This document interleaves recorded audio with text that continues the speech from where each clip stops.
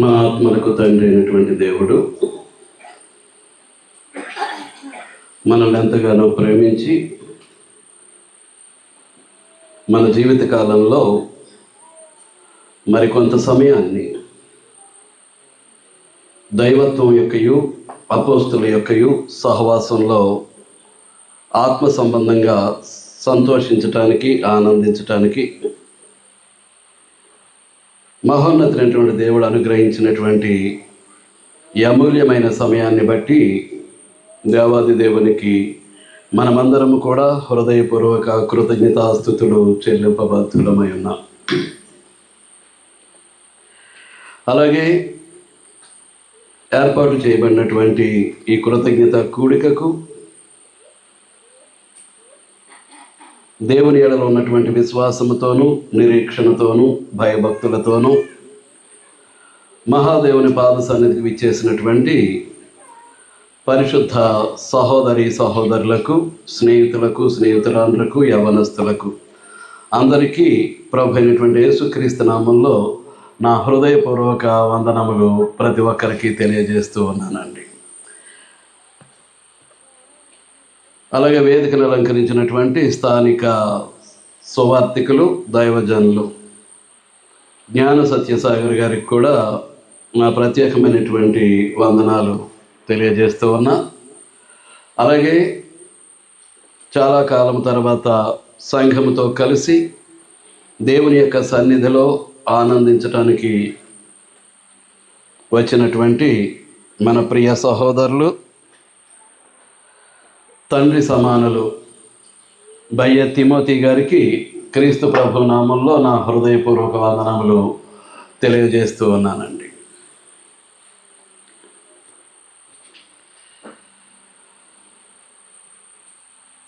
ఇదే స్థలంలో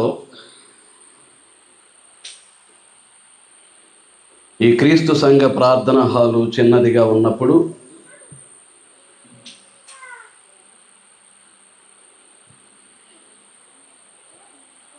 ఫిబ్రవరి నెల 10వ తారీఖున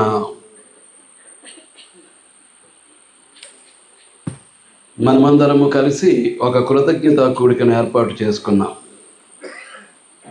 ఇదే స్థలంలో. దేనికి అనంటే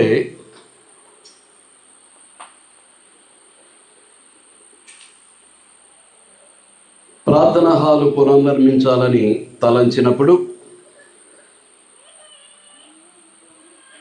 ఆ నిర్మాణానికి కావలసినటువంటి ఆర్థిక వనరులు కానీ, నిర్మాణానికి కావలసినటువంటి ముడి సరుకులు కానీ, నిర్మించేటటువంటి పనివారు కానీ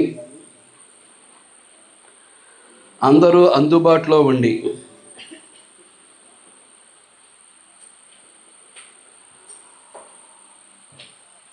వర్షాలు ప్రారంభం కాకముందే ఇంచుమించుగా మే నెలాఖరుకి ఈ ప్రేయర్ హాలు నిర్మాణం కావాలనే ఉద్దేశంతో ఫిబ్రవరి 10వ తారీఖున ఇదే స్థలంలో క్రీస్తు సంఘ ప్రార్థనా హాలు చిన్నదిగా ఉన్నప్పుడు దాని ముందటి స్థలంలో ఇలాగే కూడుకొని కృతజ్ఞత కూడికను జరుపుకున్నాం.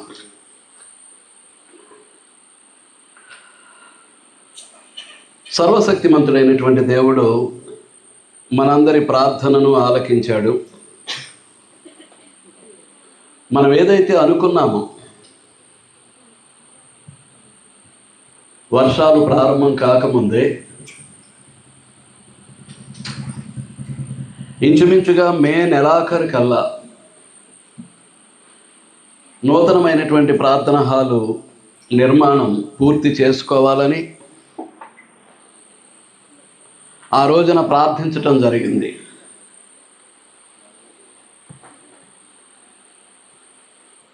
మనందరి ప్రార్థన ఆలకించినటువంటి దేవుడు మనం ప్రార్థించినట్లుగానే ఈ ప్రార్థనా హాలు నిర్మాణం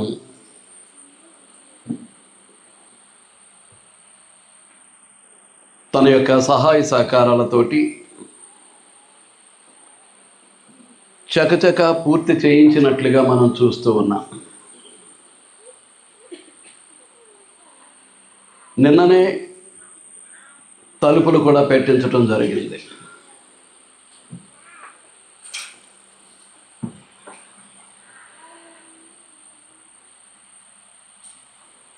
కాబట్టి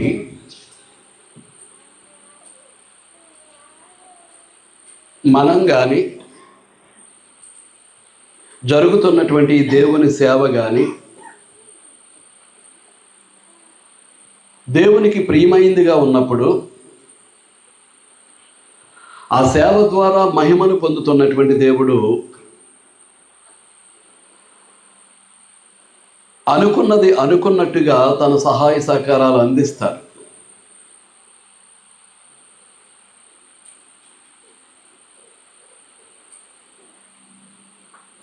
జరుగుతున్నటువంటి పనికి ఏ ఆటంకాలు కూడా రానివ్వరు.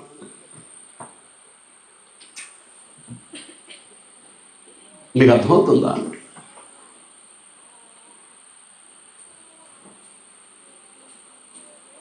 ఆయన సర్వశక్తిమంతుడైనటువంటి దేవుడు. ఆయన శక్తి నిత్యమైనటువంటి శక్తి. అందుచేత ఆ మహోన్నతుడైనటువంటి దేవునికి అసాధ్యమైనది ఏది లే.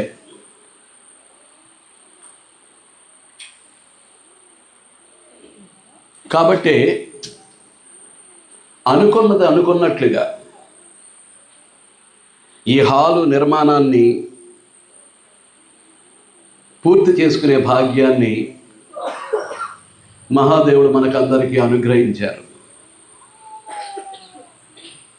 మేము ఆలోచించుకుంటూ ఉన్నాం దీని యొక్క ప్రారంభోత్సవాన్ని ఏ విధంగా జరిగించాలి అని. ఆలోచించుకుంటూ ఉండగా సహోదరి కోనేటి లక్ష్మి గారిని దేవుడు ప్రోత్సహించటం జరిగింది. ఆ సహోదరి వారి పేరు మీద దేవునికి మహిమకరంగా ఒక్కరోజు బైబిల్ తరగతి జరపాలని ఆ సహోదరి అనుకోవటం. అయితే వారు ఉన్నటువంటి ఇల్లు వాతావరణం, ఆ పరిసరాలు చిన్నదిగా ఉండటం, అట్లాంటి పరిస్థితుల్లో ఆ ఒక్కరోజు బైబిల్ తరగతి ఎక్కడ పెట్టాలి అనేటటువంటి సందిగ్ధంలో ఉండిపోయారు.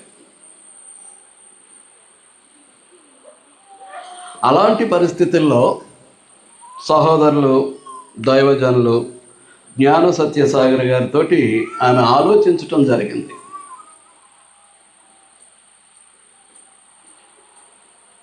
నేను ఎలాగో ఒక్కరోజు బైబిల్ తరగతి పెట్టుకోవాలనుకుంటూ ఉన్నాను. చూస్తే నాకు స్థలం ఎక్కడా లేదు. అందుచేత ఉదయాన్నే హాలు ప్రారంభోత్సవం జరిపేసి ఆ తరువాత నేను ఏర్పాటు చేయాలనుకున్నటువంటి ఆ ఒక్కరోజు బైబిల్ తరగతిని హాల్లోనే ఏర్పాటు చేస్తే బాగుంటుంది అని నేను ఆలోచిస్తూ ఉన్నాను అని నేను అనుకుంటూ ఉన్నానని ఆ సహోదరి తెలియజెప్పటం జరిగింది. ఆ తర్వాత సాగర్ గారు నాతో మాట్లాడటం, టైం కొద్దిగానే ఉంది,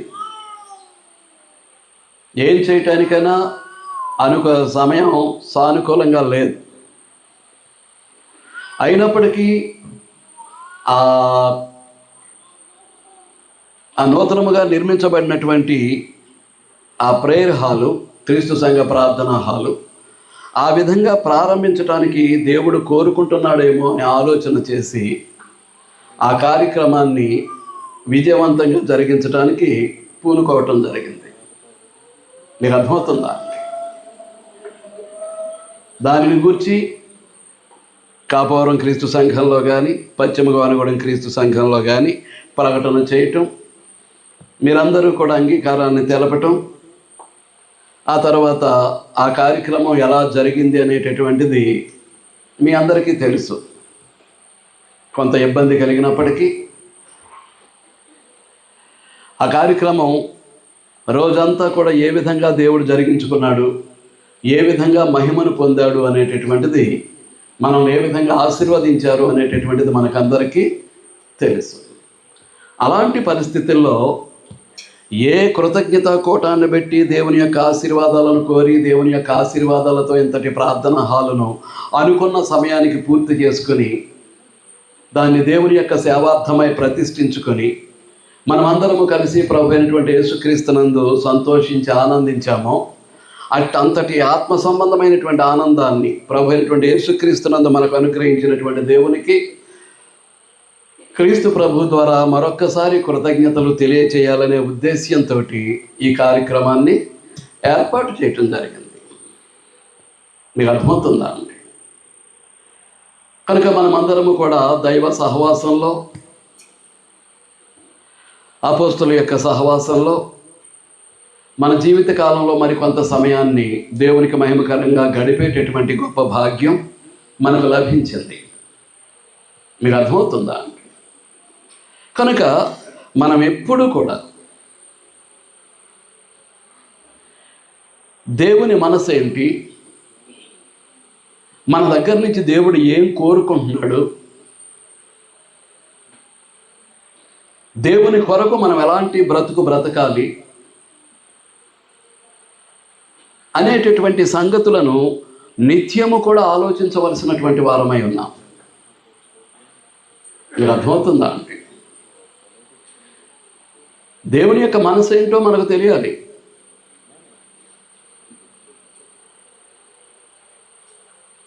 ఇప్పుడు సువార్థికులుగా మేము ఉన్నామనుకోండి, దేవుని యొక్క మనసు ఎరిగి మీకు బోధించాల్సినటువంటి అవసరత ఉంది.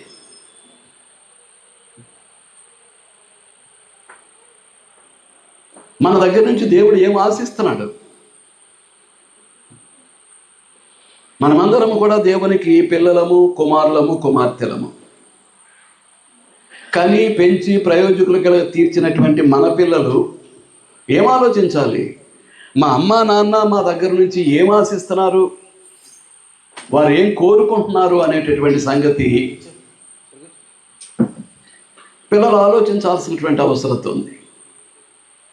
అదే విధానంలో తండ్రి అయినటువంటి దేవుడు మనకిచ్చినటువంటి గొప్ప భాగ్యమును బట్టి దేవుడు మన దగ్గర నుంచి ఏం కోరుకుంటున్నాడు, ఏం ఆశిస్తున్నాడు అనేటటువంటిది మనం ఎరిగి క్రీస్తులో మసులుకోవాల్సినటువంటి బాధ్యత మన మీద ఉందండి. మీకు అర్థమవుతుందా అండి? అందుచేతనే ఫిలిప్పీ పత్రికలో పరిశుద్ధాత్మ పూర్ణుడైనటువంటి అపోస్తులైన పౌలు మాట్లాడుతూ, మెట్టుకు సహోదరులారా, ఏ యోగ్యత అయినను మెప్పైనను ఉండిన ఎడల,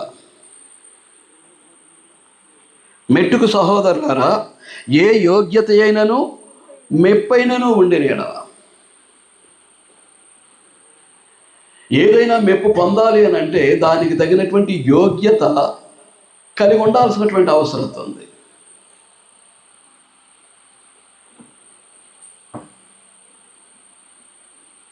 ఎక్కడైనా మనం మన బ్రతుకు తెరువు కొరకు పని చేస్తున్నాం అనుకోండి, పని చేసేటప్పుడు ఆ యజమానుల యొక్క మెప్పు పొందాలి అని అంటే మనం ఎలాంటి వారమై ఉండాలి? యోగ్యులమై ఉండాలి. ఏ ఉద్యోగం అయితే చేస్తున్నామో, ఏ పని అయితే జరిగిస్తున్నామో దానికి కావలసినటువంటి సామర్థ్యము కలిగిన వారమై ఉండాలి. దానికి కావలసినటువంటి నైపుణ్యత కలిగిన వారమై ఉండాలి. కనుక చేసేటటువంటి ఉద్యోగానికి, చేసేటటువంటి పనికి అవసరమైనటువంటి ఆ సామర్థ్యము కానీ నైపుణ్యత కానీ కలిగి ఉన్నామనుకోండి, ఖచ్చితంగా యజమాని ఏం చేస్తాడు? మనలను మెచ్చుకుంటాడు. అది భౌతికమైనటువంటి మెచ్చుకోలు, కానీ ఆత్మ సంబంధమైనటువంటి మెచ్చుకోలు. దేవుడు మనలను మెచ్చుకునేటట్టుగా ఉండాలి. దేవుడు మనలను మెచ్చుకునేటట్టుగా ఉండాలి.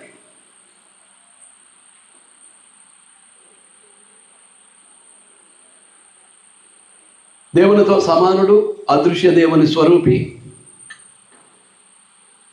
దేవునితో కలిసి దైవత్వమును అనుభవించినటువంటి వాడు, నిత్యత్వమందు దేవునితో కలిసి పంచుకున్నటువంటి వాడు, సృష్టి నిర్మాణ క్రమంలో దేవునితో పారిభాగస్తులైనటువంటి వాడు, దేవుని యొక్క సంకల్పాన్ని బట్టి సమస్తమును సృజించినటువంటి వాడు అయినటువంటి యేసుక్రీస్తు ప్రభు లోకపాప విమోచనార్థం ఈ భూమి మీద రక్తమాంసాల్లో పాలివాడై నరునిగా అవతరించి 30 సంవత్సరాల పాటు కుటుంబ అవసరతల్లో పాలు పంపులు పొందినవాడై ధర్మశాస్త్ర ప్రకారం 30 సంవత్సరాలు నిండిన తర్వాత యాజక ధర్మాన్ని నిర్వర్తించడానికి బాప్తిస్మం పొందటానికి వచ్చినప్పుడు బాప్తిస్మం ఇచ్చి యోహాను చేతుల మీదుగా బాప్తిస్మం పొందినప్పుడు ఏం జరిగిందో మనకు తెలుసు. పరిశుద్ధాత్ముడు పావురం రూపంలో దిగి వచ్చి ఆయన భుజం మీద వ్రాలటం జరిగింది. అదే సందర్భంలో పరలోకం నుంచి తండ్రి అయినటువంటి దేవుడు మాట్లాడుతున్నాడు. ఈయనే నా ప్రియ కుమారుడు, ఈయన యందు నేను ఆనందించుచున్నాను. ఈయన నా ప్రియ కుమారుడు అంటలేదు, ఈయనే. అప్పటికి ఆయన తప్ప మరొకరు ఎవరు ఆయనకు ప్రియమైనటువంటి కుమారులు లేరు. అందుచేత ఈయనే నా ప్రియ కుమారుడు, ఈయన యందు నేను ఆనందించుచున్నాను అనే మాట పరలోకం నుంచి తండ్రి అయినటువంటి దేవుడు సెలవిచ్చినట్లుగా మనం చూస్తాం. దేన్ని బట్టి? 30 సంవత్సరాల వయసు అని అంటే నవ యవ్వనంలో ఉన్నారు ప్రభు. బాల్య దశ దాటింది, నవ యవ్వనంలో ఉన్నారు. కానీ హృదయం యొక్క తలంపు, కోరిక, భావ ప్రేరణలో కానీ, మనసు యొక్క ఆలోచనలో కానీ, కంటి చూపులో కానీ, చెవి వినికిల్లో కానీ, నోటి మాటలో కానీ, శారీరక క్రియల్లో కానీ ఏ తప్పు చేసినటువంటి వారు కాదు, ఏ పాపము చేసినటువంటి వారు కాదు. కనుక పాపరహితమైనటువంటి జీవితాన్ని ఆ యవ్వనంలో ఆయన జీవించినటువంటి ఆ జీవన విధానమును బట్టే ఆయనను గురించి తండ్రి అయినటువంటి దేవుడు ఏమంటూ ఉన్నారండి? ఈయన నా ప్రియ కుమారుడు, ఈయన యందు నేను ఆనందించుచున్నాను. కనుక ఈ రోజున మనము కూడా ఆ స్థాయికి వెళ్ళాల్సినటువంటి వారమై ఉన్నాం. మనము కూడా అట్టి మెప్పును తండ్రి అయినటువంటి దేవుని యొద్ద నుంచి పొందవలసిన వారమై ఉన్నాం.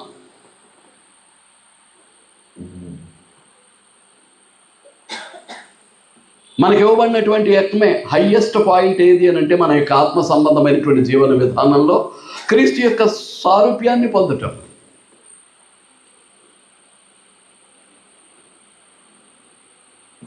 క్రీస్తు యొక్క స్వభావాన్ని, క్రీస్తు యొక్క వ్యక్తిత్వాన్ని, క్రీస్తు యొక్క జీవన విధానాన్ని కలిగి ఉండటం. ఇప్పుడు ఆ స్థాయికి ఎదగలిగితేనే క్రైస్తవుడు అనే పేరుకు మనం న్యాయం చేకూర్చిన వాళ్ళం అవుతాం. అటు ఆత్మీయ ఎదుగుదల లేనప్పుడు మనం దేవునికి క్రీస్తును పోలి నడుచుకున్న వారము కాము. దేవుడు మనల్ని మెచ్చుకునేటటువంటి అవకాశాలు ఉండవు. కనుక దానికై మనం కృషి చేయాల్సినటువంటి అవసరం ఉంది. కనుక మనం దేవుని యొక్క దృష్టికి ఎలా ఉండాలి? క్రీస్తు ప్రభు వలె యోగ్యులముగా ఉండాలి. రెండేంటండి? యోగ్యములుగా ఉన్నట్లయితే తండ్రి యొక్క మెప్పును పొందటానికి మనం అర్హులమై ఉంటాం.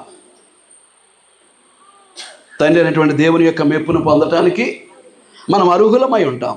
అందుచేత సూచన ఇస్తూ ఉన్నాడు. అంచేత ఉండిన ఎడల మెట్టుకు సహోదరులారా, ఏ యోగ్యత అయినను మెప్పైనను ఉండిన ఎడల ఏవి సత్యమైనవో, ఏవి మాన్యమైనవో, ఏవి న్యాయమైనవో, ఏవి పవిత్రమైనవో, ఏవి రమ్యమైనవో, ఏవి ఖ్యాతి గలవో వాటి మీద ధ్యానముంచుకొనుడి. మహోన్నతమైనటువంటి స్థితి. ఒక క్రైస్తవుడు ఆ స్థాయికి వెళ్ళాలి. ఒక క్రైస్తవుడు ఆ స్థాయికి వెళ్ళాలి. అంచేత ఏవి సత్యమైనవో,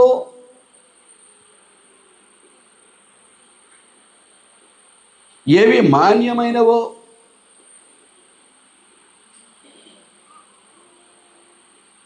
ఏవి సత్యమైనవి, దేవుడు సత్యస్వరూపి అయినటువంటి దేవుడు. యేసుక్రీస్తు సత్యమై ఉన్నటువంటి దేవుడు. పరిశుద్ధాత్ముడు సత్యస్వరూపి అయినటువంటి ఆత్మ. దేవుడిచ్చినటువంటి వాక్యము కూడా సత్యం. కనుక దైవికమైనటువంటి విధానం అంతా కూడా సత్యంతో నిండినటువంటిదే. అలాంటి పరిస్థితుల్లో ఏవి సత్యమైనవో ఆ సత్యమైన వాటిని మనం వెంబడించాల్సినటువంటి అవసరం ఉంది. మన జీవన విధానంలో మనం కలిగి ఉండాల్సినటువంటి అవసరం ఉంది. మీకు అర్థమవుతుందా అండి? కనుక ఏవి సత్యమైనవో, ఏవి మాన్యమైనవో, మాన్యత అంటే లోపం లేనటువంటి స్థితి. ఏ లోపము లేనటువంటి బ్రతుకును మనం ఈ భూమి మీద బ్రతకాల్సినటువంటి అవసరం ఉంది. ఏవి న్యాయమైనవో, క్రీస్తు సంఘము అనేటటువంటి దేవుని యొక్క మందిర నిర్మాణానికి దేవుడిచ్చినటువంటి కొలను లేది న్యాయం. దేవుడిచ్చినటువంటి వడంబం అనగా మట్టపగుండేది నీతి. కలిగి ఉంటున్నామా లేదనేటటువంటిది మనం చూసుకోవాల్సినటువంటి అవసరం ఉంది. మీకు అర్థమవుతుందా అండి? దేవుడు ఏం కోరుకుంటున్నాడో మనం చూసుకోవాలి. కనుక ఏవి న్యాయమైనవో పూర్తిగా వివరించడానికి కుదరదు. ఏవి పవిత్రమైనవో, ఏవి రమ్యమైనవో, ఏవి ఖ్యాతి గలవో వాటి మీద ధ్యానం ఉంచుకొనుడి. మరియు మీరు నా వలన ఏవి నేర్చుకొని అంగీకరించితిరో. ఈ రోజున రక్షణార్థమైనటువంటి జ్ఞానం అపోస్తలుల యొక్క బోధ మాత్రమే. అప్పటికి వారే పరిశుద్ధులైనటువంటి అపోస్తలులకు ఒక్కసారే అప్పగింపబడినటువంటి బోధ. ఆ బోధే ఒక పాపిని పాపం నుండి విమోచించడానికి కానీ, పరలోకానికి నిత్య జీవానికి వారసులుగా మలచడానికి కానీ ఆ బోధే ఆధారం. ఎందుచేతనంటే వారు నేర్చుకున్నది ప్రభు అయినటువంటి యేసుక్రీస్తు యొక్క పాదాల దగ్గర. యేసుక్రీస్తు ఎక్కడ నేర్చుకున్నారు? తండ్రి అయినటువంటి దేవుని యొక్క పాదాల యొక్క. యెషయా గ్రంథంలో మనం చూసాం ఈ మధ్యకాలంలో.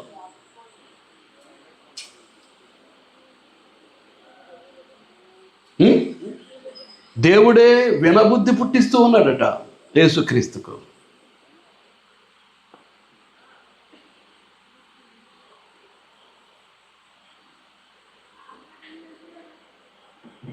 ఏంటంటే కనుక ఆయన తండ్రి అయినటువంటి దేవుని యొక్క పాదాల యొద్ద నేర్చుకున్నారు. ఆయన భూమి మీద జీవించినటువంటి కాలంలో, శరీరధారిగా ఉన్న కాలంలో వేకువనే లేచి ఇంకా చాలా చీకటి ఉండగానే ఎక్కడికి వెళ్ళిపోయేవారు? తండ్రి అయినటువంటి దేవుని యొక్క పాదాల దగ్గరికి వెళ్ళిపోయేవారు. తండ్రి యొక్క పాదాల ముందు కూర్చొని తండ్రి నేర్పుతూ ఉంటే, బోధిస్తూ ఉంటే, ఆయన వినబుద్ధి పుట్టిస్తూ ఉంటే సంగతులన్నిటినీ తండ్రి యొద్ద నేర్చుకొని వచ్చి ఏం చేసేవారు? ఆనాడు ఉన్నటువంటి సమాజ మందిరాల్లో, ఆయా ప్రదేశాల్లో ఆ దేవుని యొక్క వాక్యాన్ని ప్రకటించేటటువంటి వారు. మీకు అర్థమవుతుందా అండి? కాబట్టి ఈ రోజున మన విధి కూడా అదే. విస్మరిస్తే నష్టపోతామండి.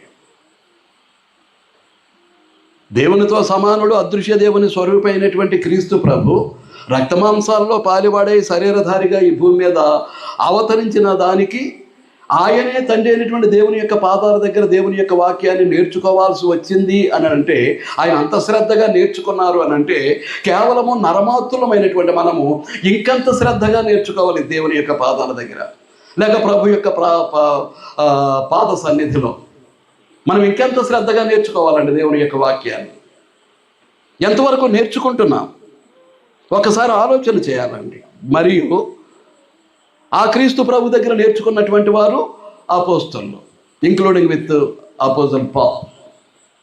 అపోజిల్ పౌలు కూడా ఎక్కడ నేర్చుకున్నాడు? క్రీస్తు యొక్క పాదాల యొద్దే నేర్చుకున్నారు. రక్షణార్థమైన జ్ఞానం వారికే ఇవ్వబడింది. మీకు అర్థమవుతుందా అండి? బోధను తారుమారు చేశామనుకోండి, ఇక రక్షణ దొరకదు. అపోస్తుల బోధే బోధ, ఇక వేరొక బోధ లేదు. ఆ బోధ అయినా ఎప్పుడు నిర్ణయించబడింది? జగత్తు పునాది వేయబడక మునిపే నిర్ణయించబడింది అనేటటువంటి సంగతి మనకు తెలుసు. జగత్తు పునాది వేయబడక మునిపే ఆ బోధ మన రక్షణార్థమై దేవుడు నిర్ణయించాడు.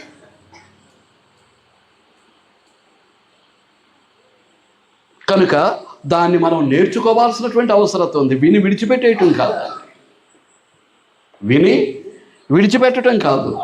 ఏం చేయాలి? We should learn the word of God in the God's presence.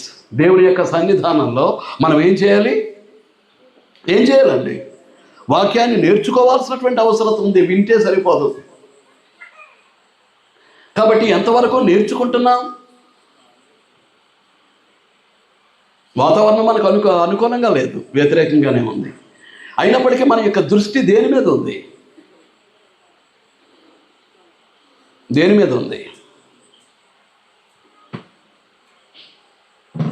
ఒక దైవజనుడిగా నేను బోధిస్తున్నటువంటి సంగతుల మీద మీ దృష్టి ఉందా? పురుగుల మీద, పోస్తున్నటువంటి ఒక్కపోత మీద, గ్రంథాలు కూడా పక్కన పెట్టేసి ఏదో అలసిపోతున్నట్టు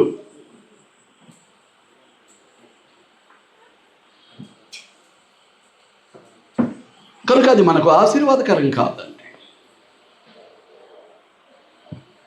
మీకు అర్థమవుతుందా అండి? నా యందున్నట్టుగా ఏవి వింటిరో, ఏవి చూచితిరో, క్షమించండి పైన చదవాలి కదా, మరియు మీరు నా వలన ఏవి నేర్చుకొని అంగీకరించుతిరో, నా యందున్నట్టుగా ఏవి వింటిరో, ఏవి చూచితిరో అట్టి వాటిని చేయుడి, అప్పుడు సమాధానకర్తయగు దేవుడు మీకు తోడై ఉంటాడు. అది మనం జరిగించాల్సింది. అవి సత్యమైనవి, అవి మాన్యమైనవి, అవి న్యాయమైనవి, అవి పవిత్రమైనవి, అవి రమ్యమైనవి, అవి ఖ్యాతి గలవి. వాటి మీద మనం ధ్యానం ఉంచుకోవాల్సినటువంటి అవసరత ఉంది. ఈ భూమి మీద మనం బ్రతికున్నంతకాలం వాటిని మనం అభ్యసించడానికి దేవుడిచ్చినటువంటి అవకాశం. బ్రతికున్నాము అని అంటే దాని కొరకే అనేటటువంటి సంగతిని మనం గుర్తించాల్సినటువంటి అవసరత ఉంది. ఇప్పుడు అలాగూ మన జీవితాన్ని మనం మలుచుకున్నప్పుడు దేవుడు ఏం చేస్తాడు? మనకు కావలసిన వాటిని అన్నింటినీ ఆయన అమరుస్తాడు. కావలసిన వాటిని అన్నింటినీ కూడా ఏం చేస్తాడు? ఆయన అనుగ్రహిస్తాడు. మీకు అర్థమవుతుందా అండి? అనుగ్రహిస్తారు. ఏం చేత? మనం యోగ్యమైన వారముగా ఆయన దృష్టికి కనిపిస్తూ ఉంటే మనం అడిగిన దాన్ని ఖచ్చితంగా ఆయన నెరవేరుస్తారు. ఆయన నెరవేరుస్తారు.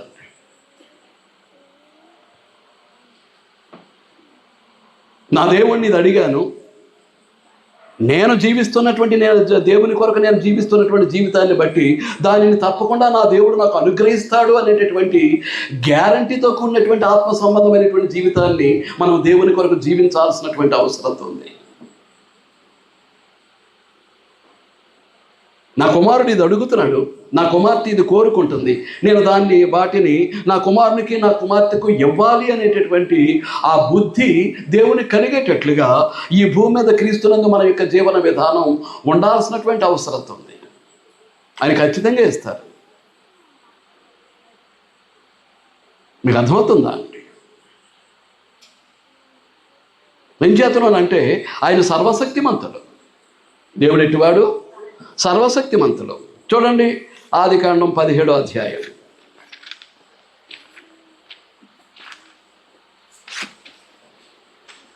ఆదికాండం 17వ అధ్యాయం.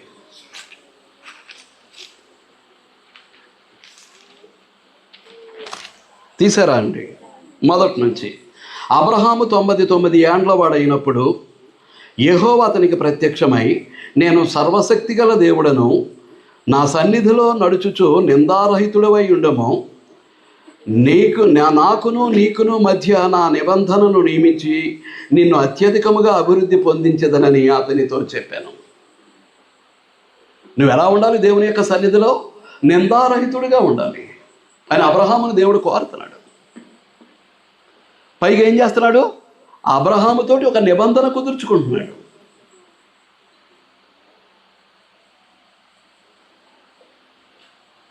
మీకు అర్థమవుతుందా? ఆదాముతో నిబంధన కుదుర్చుకున్నాడు, నోవహుతో నిబంధన కుదుర్చుకున్నాడు, అబ్రహాముతో కూడా నిబంధన కుదుర్చుకున్నాడు. ఆ నిబంధనకు లోబడి జీవిస్తేనే దేవుడు ఏదైనా చేస్తాడు. కుదుర్చుకున్నటువంటి నిబంధనను విడిచిపెట్టి మన ఇష్టానుసారంగా జీవించకోరామనుకోండి, దేవుడు ఏమీ చేయలేడు. దేవుడేమీ చేయలేడు. ఏమంటాడు? నా సన్నిధిలో నడుచుచు నిందారహితులవై ఉండము, నాకును నీకును మధ్య నా నిబంధనను నియమించి నిన్ను అత్యధికముగా అభివృద్ధి పొందించేదను. నాకును నీకును మధ్య ఉన్నటువంటి నిబంధనలు నేను ఏం చేయాలి? నాకును నీకును మధ్య నిబంధనను నియమించి నిన్ను అత్యధికముగా అభివృద్ధి పొందించేదను. అంటే ఆ నిబంధనను కొనసాగించుకోగలగాలి. దేవునికి మనకు ఉన్నటువంటి నిబంధనను మనం కొనసాగించుకోగలగాలి. ఆ నిబంధన సంబంధమైనటువంటి జీవితాన్ని క్రీస్తునందు మనం జీవించగలగాలి. ఇప్పుడు మనతో కుదుర్చుకున్న నిబంధన ఏంటి? క్రొత్త నిబంధన. క్రొత్త నిబంధన. పితరుల యుగంలో వ్యక్తులతో నిబంధన కుదుర్చుకున్నాడు. ఆదాము, నోవహు, అబ్రహాము, ఇస్సాకు, యాకోబు, ఇలాగూ వ్యక్తులతో నిబంధన కుదుర్చుకున్నాడు. ధర్మశాస్త్ర యుగానికి వచ్చేసరికి, మోషే యుగానికి వచ్చేసరికి ఒక జనాంగాన్ని ఏర్పాటు చేసుకుని ఇశ్రాయేలుతో నిబంధన కుదుర్చుకున్నాడు. ఇప్పుడు క్రీస్తు సంఘ సభ్యులతో, సత్క్రైస్తవులతో నిబంధన కుదుర్చుకున్నాడు. దేవునితో నిబంధన సంబంధాన్ని కొనసాగించాలంటే ఈనాడు క్రీస్తు పరిశుద్ధ శరీరమైనటువంటి క్రీస్తు సంఘమునందు మాత్రమే. క్రీస్తు సంఘానికి వెలుపల దేవునితో నిబంధన కుదుర్చుకోవటానికి అవకాశం లేదు. నిబంధన కుదుర్చుకోవటానికి అవకాశం లేదు అని అంటే ఏముండదండి, అభివృద్ధి ఉండదు. అక్కడే చెప్పేశాడు కదా, నాకును నీకును మధ్య నా నిబంధనను నియమించి నిన్ను అత్యధికముగా అభివృద్ధి పొందించేదను. వ్యక్తిగత ప్రయత్నాల్లో అడ్డగోలుగా, అన్యాయంగా, అక్రమంగా సంపాదించుకొని ఏదో అభివృద్ధి పొందడానికి ప్రయత్నం చేస్తూ ఉంటారు. కానీ అది ఎంతో కాలం కొనసాగదు. మీకు అర్థమవుతుందా అండి? దేవుని యొక్క ఆశీర్వాదం లేనటువంటి అభివృద్ధి నిలబడదు. దేవునితో నిబంధన సంబంధాన్ని కొనసాగించినప్పుడు ఆ కొనసాగించలేనటువంటి పరిస్థితుల్లో ఉన్నటువంటి అభివృద్ధి నిలబడదు. మీకు అర్థమవుతుందా? కాబట్టి ఎందుచేత దేవుడు ఎవరట? సర్వశక్తిమంతుడు. ఆయన శక్తి అలాంటిది. మీకు ఇందాకే అన్నాను, నిత్యమైనటువంటి శక్తి. రోమాపత్రిక 1వ అధ్యాయం, రోమాపత్రిక 1వ అధ్యాయం 20వ వచనం.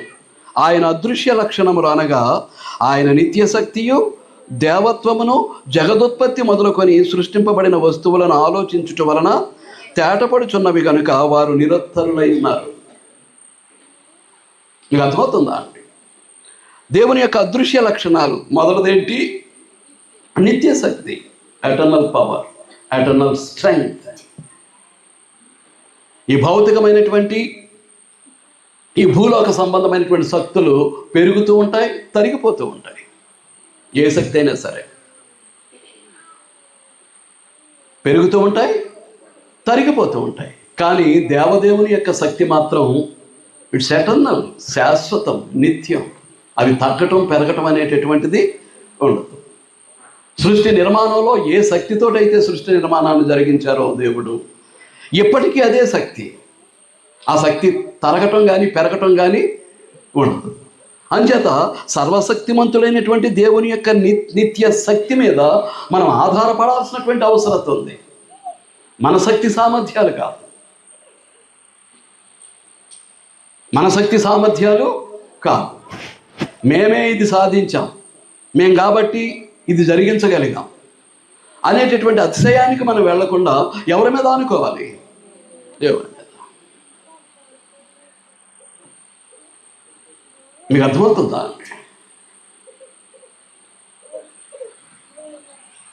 నేనున్నటువంటి పరిస్థితి మీ అందరికీ తెలుసు, నా ఆర్థిక పరిస్థితి ఏంటో. అలాంటి పరిస్థితుల్లో సంఘంలో ఉన్నటువంటి సహోదరులు ఎప్పుడు పూర్తిగా ఇవ్వలేరు. ఏం చేదనంటే, మనలో అనేకులము పేదవారము, మధ్య తరగతి వరకు వచ్చి ఆగిపోయినటువంటి జీవితాలు. అధిక ధనాన్ని వెచ్చించి సంఘమే ఇంతటి కార్యక్రమాన్ని జరిగించాలి అని అంటే అది మనకు అసాధ్యమైనటువంటి కార్యక్రమం.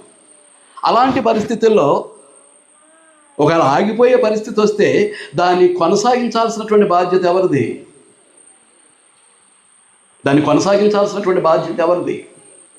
ఎవరిది? సువార్థికునిగా నాదే. మీకు అర్థమవుతుందా అండి?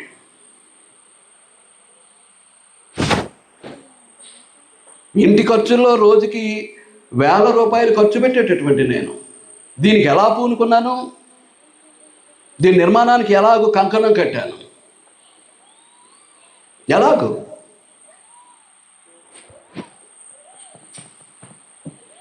సర్వశక్తిమంతుడైనటువంటి దేవుడు, ఆయన శక్తి నిత్యమైనటువంటి శక్తి. మనం ఆయనకు అనుకూలమైనటువంటి జీవితాన్ని జీవించాలే కానీ మనకు ఏది కావాలో దాన్ని ఆయన ఏం చేస్తారు? మనం కోరుకునేది అన్యాయం కానప్పుడు, అక్రమం కానప్పుడు, దురాశతో కూడింది కానప్పుడు, స్వార్థంతో కూడింది కానప్పుడు దేవుడు తప్పకుండా ఏం చేస్తాడు? మనం అడిగిన దాన్ని మనకు ఇస్తాడు. ఎందుచేతను అని అంటే ఆదికాండం 18వ అధ్యాయం, ఆదికాండం 18వ అధ్యాయం చూడండి, 14వ వచనం. యెహోవాకు అసాధ్యమైనది ఏదైనా ఉన్నదా? అబ్రహాముకు ఇస్సాకును వాగ్దానం చేసినటువంటి సందర్భంలో పరలోకం నుంచి వచ్చినటువంటి దేవదూతలు ఆదాముతో మరియు ఆ శారాతో చెప్పినటువంటి మాట, అబ్రహాముతో శారాతో చెప్పినటువంటి మాట, క్షమించండి, ఎవరితోటి? అబ్రహాముతోటి శారాతో చెప్పినటువంటి మాట, యెహోవాకు అసాధ్యమైనది ఏదైనా ఉన్నదా? ఒక దేవదూత పలికినటువంటి మాట. ఏమయ్యా, ఆయనకు అసాధ్యమైంది ఉందా? కనుక ఆయన మీద మనం ఆనుకోగలిగితే, ఆధారపడగలిగితే ఇలాంటి మహోన్నతమైనటువంటి కార్యక్రమాలను దేవుడు మన ద్వారా జరిగించుకుంటూ వెళ్ళిపోతాడు.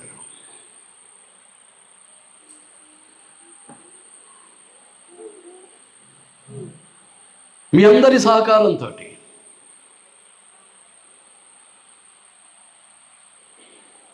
దేవుడు నన్ను ప్రేమించి నాకు ఇచ్చినటువంటి స్థితిని బట్టి ఏం చేస్తాడండి?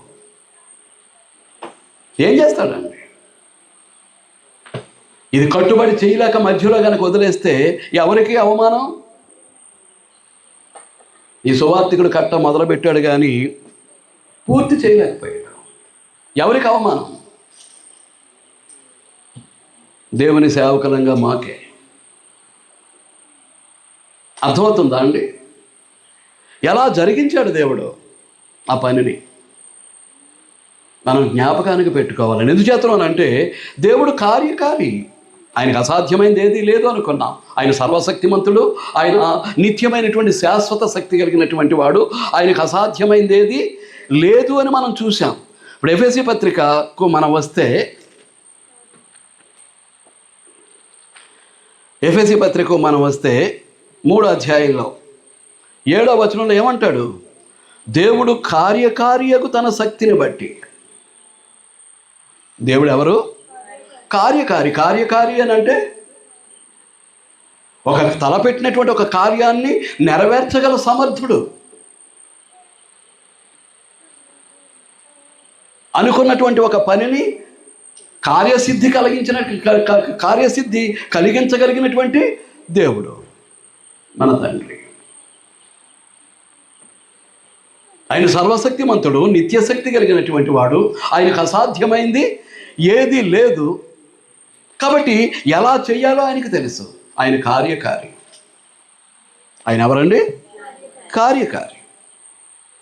అంచేతనే 20-21 వచనాల్లో చెప్పేస్తున్నాడు, మనలో కార్యసాధకమైన తన శక్తి చొప్పున.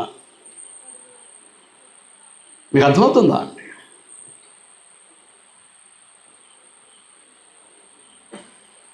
మీరందరూ ఈ పనిలో పాలు పంపులు పొందారు. దేవుడిచ్చినటువంటి తలాంతు మేరకు, దేవుడిచ్చినటువంటి ఆశీర్వాదం మేరకు మీరు చేయగలిగినంత వరకు చేసిన తర్వాత మిగిలినటువంటి భారాన్ని ఎవరు వహించాలి? సువార్థికులముగా, దేవుని సేవకులముగా మేమే కదా. మీకు అర్థమవుతుందా అండి?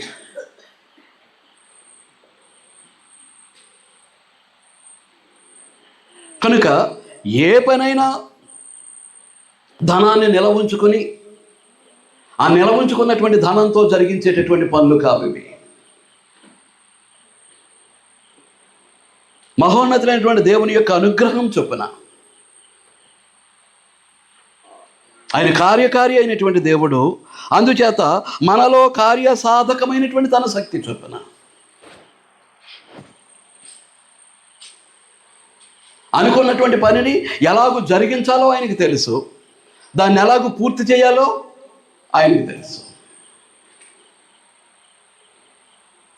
కాబట్టి మీ అందరికీ 2 చేతులు జోడించి మిమ్మల్ని బ్రతిమాలుకునేది అదే, పూర్తిగా దేవుని మీద ఆనుకోండి. ఆయన అనుగ్రహం కొరకు ఎదురు చూడండి. ఆయన సర్వశక్తిమంతుడైనటువంటి దేవుడు, పెరిగి తరుగుట లేనటువంటి నిత్యశక్తి కలిగినటువంటి దేవుడు.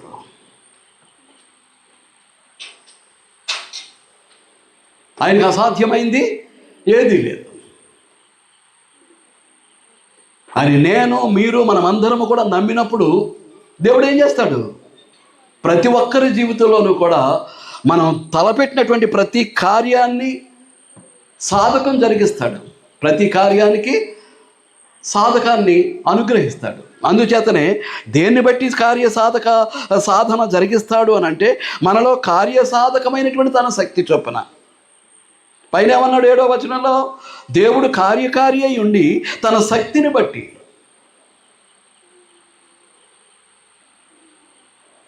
నేను కాబట్టి ఇది సాధించాను.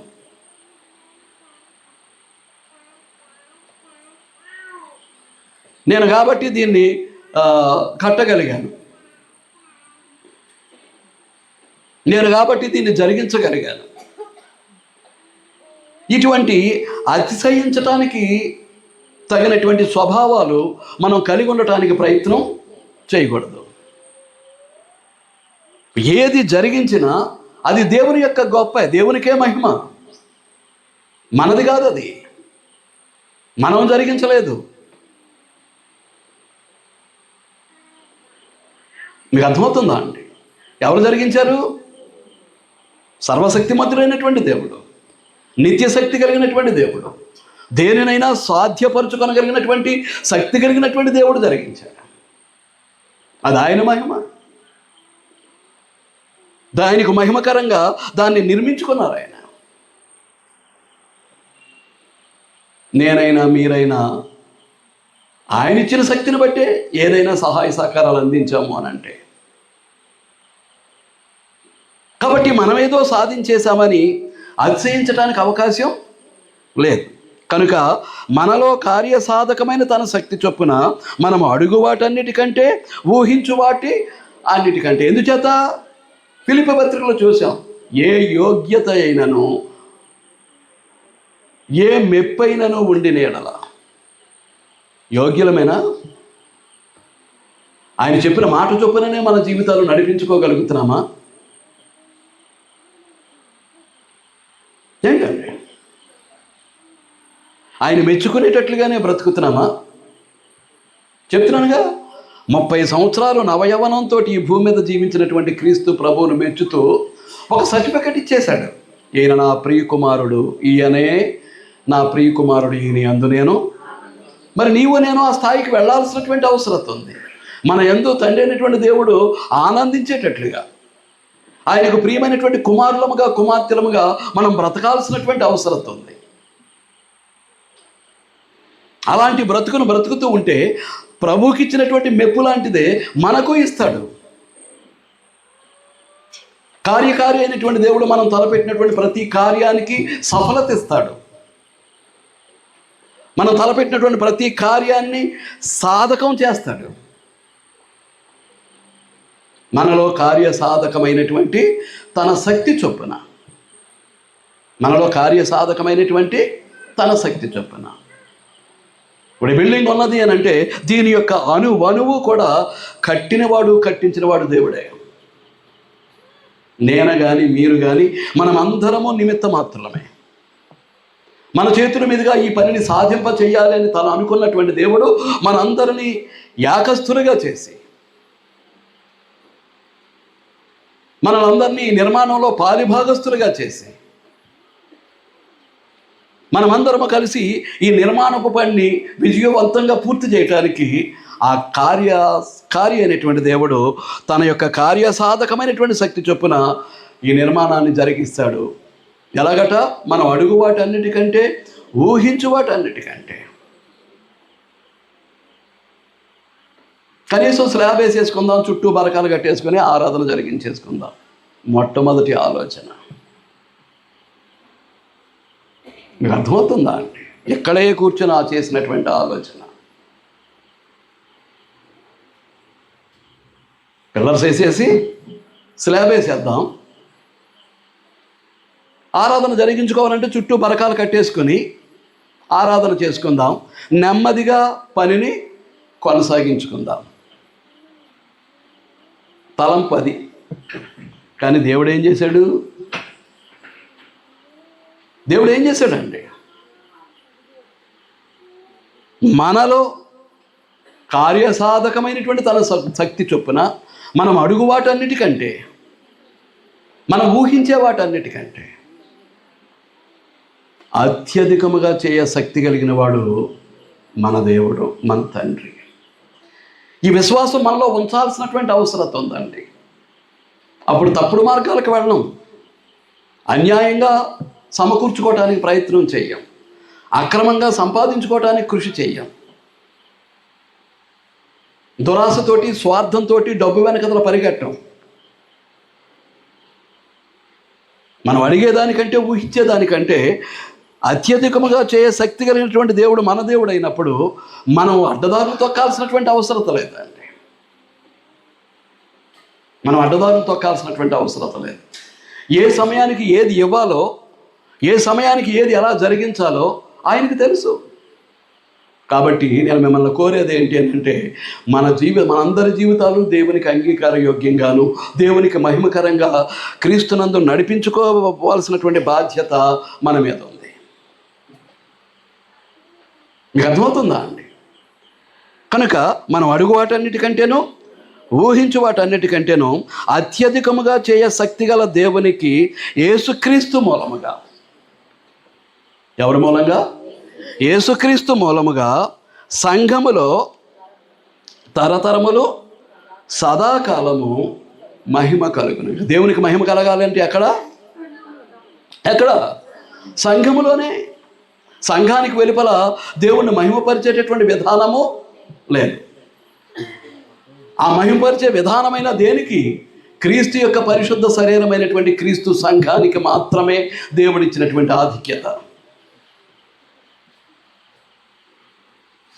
అది అలా కాదు అంటే ఎవరినైనా ఆహ్వానిస్తాను ప్రేమతోటి. గ్రంథాన్ని చదువుదాం రండి.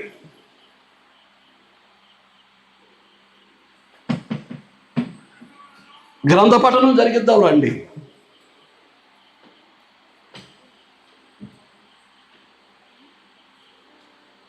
లేఖనాధారంతో దేవుని యొక్క సత్యాన్ని మనం తెలుసుకుందాం రండి.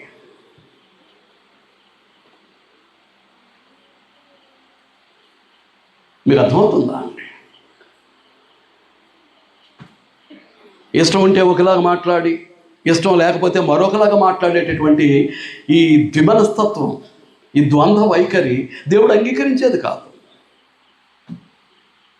దేవుడు అంగీకరించేది కాదు.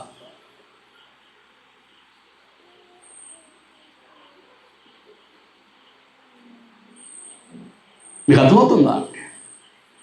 పని ప్రారంభానికి ముందు, పాతహాలు పడగొట్టక ముందు అందరము కలిసి అనుకున్నది ఒకటి. నిర్మాణం ప్రారంభమయ్యే తర్వాత జరిగినటువంటి సంగతులు వేరే.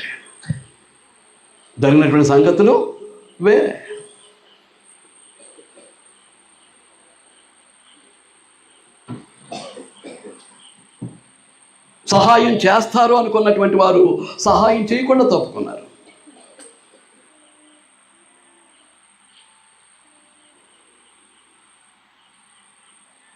దాని కొరకు వేరే ప్రయత్నాలు జరిగించాల్సినటువంటి అవసరం వచ్చింది.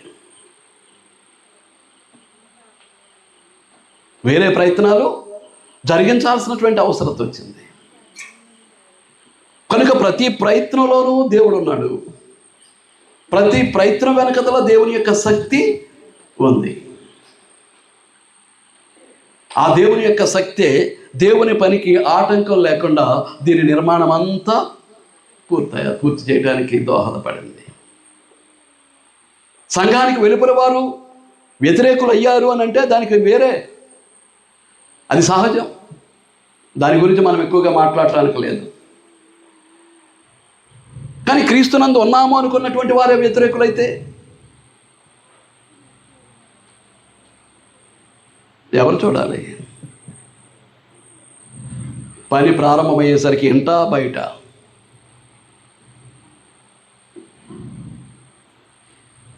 సంఘంలో ఉన్నవారు వ్యతిరేకులు, సంఘానికి వెలుపల వారు వ్యతిరేకులు. అలాంటి పరిస్థితుల్లో మహోన్నతులైనటువంటి దేవుడు దీని యొక్క నిర్మాణాన్ని జరిగించటం జరిగింది. మీకు అర్థమవుతుందా అండి? కనుక ఇది దేవుడు చేసినటువంటి పని, దేవుని యొక్క మహోన్నతమైనటువంటి కార్యం. దీని ద్వారా దేవుడు మహిమను పొందుతున్నాడు అనేటటువంటిది వాస్తవం. శరీరానుసారులు, లోకానుసారులు ఏమంటే అనుకోని, ఆ శరీరానుసారులు, లోకానుసారులు అనేటటువంటి వాళ్ళు సంఘం లోపల ఉండొచ్చు, ఇక వెలుపలి వారు ఎలాగో లోకానుసారులే. ఈ శరీరానుసారులు, లోకానుసారులకు అట్టి అస్పృహ ఉండదు. ఏ సమయానికి ఆ గొడుగు అనేటటువంటి స్వభావం కలిగినటువంటి వారు, ఏ సమయానికి ఆ మాట, ఏ సందర్భానికి ఆ చేత అనుకునేటటువంటి వారు దేవుని మీద పూర్తిగా ఆధారపడలేరు, ఆనుకోలేరు. మీకు అర్థమవుతుందా? వారి జీవితాల్లో కార్యకారి అయినటువంటి దేవుడు ఏం జరిగిస్తాడో, మనలో కార్యసాధన జరిగించేటటువంటి దేవుని యొక్క శక్తి మనకు ఏ విధంగా సహాయపడుతుందో ఆలోచించుకోవాల్సినటువంటి అవసరం ఉంటుందండి. మీకు అర్థమవుతుందా అండి? కనుక నేను ఇక్కడితో ముగించేస్తున్నానండి.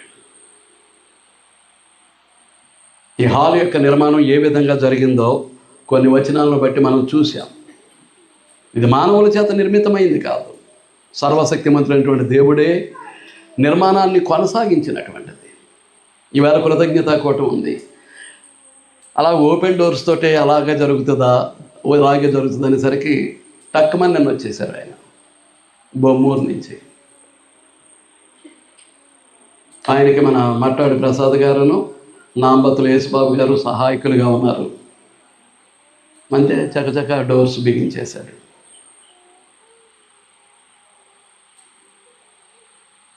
ఈరోజు ఆయన కృతజ్ఞతలు పొందే సమయానికి ఆ డోర్స్ కూడా ఏం చేశారు, ఏర్పాటు చేసేసే మనకిచ్చారు. మహిమను పొందుతూ ఉన్నారు.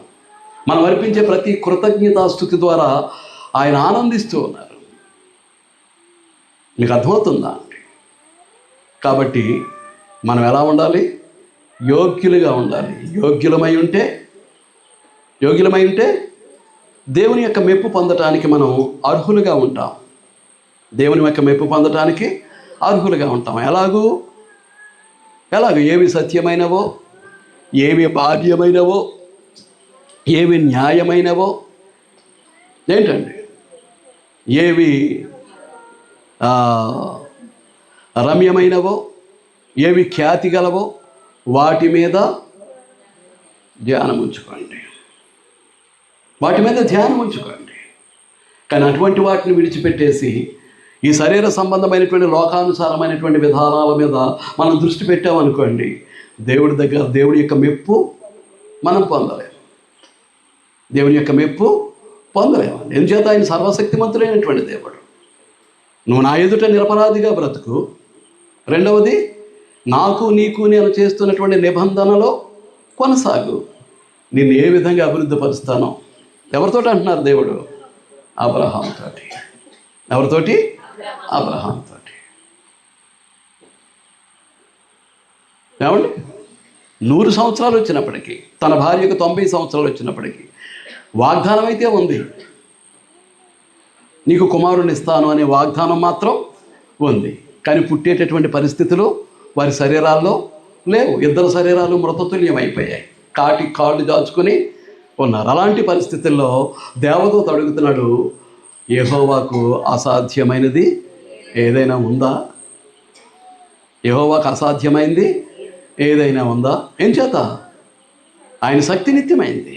ఆయన శక్తి సర్వశక్తిమంతుడు. ఆయనకు అసాధ్యమైంది ఏది లేదు. ఆయన కార్యకారి అయినటువంటి దేవుడు.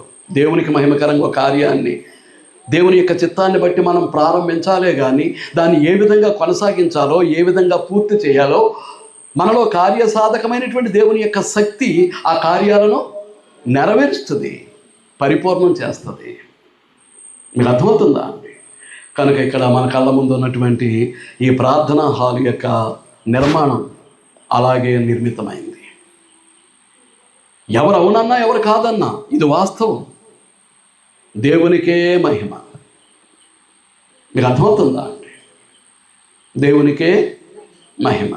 ఈ కార్యక్రమానికి హాజరై ఈ విధంగా మీరందరూ అందించినటువంటి సహాయ సహకారాలకు ఇంతవరకు శ్రద్ధగా విన్నందుకును క్రీస్తు ప్రభు నామంలో నా హృదయపూర్వక వందనములు. ప్రతి ఒక్కరికి కృతజ్ఞతా వందనాలు తెలియజేస్తూ ఉన్నా. అందరూ పుస్తకం ఉంటా చూడు, ఇలా ఇచ్చే బ్యాగ్. నా బ్యాగ్ ఎక్కడ ఉంది?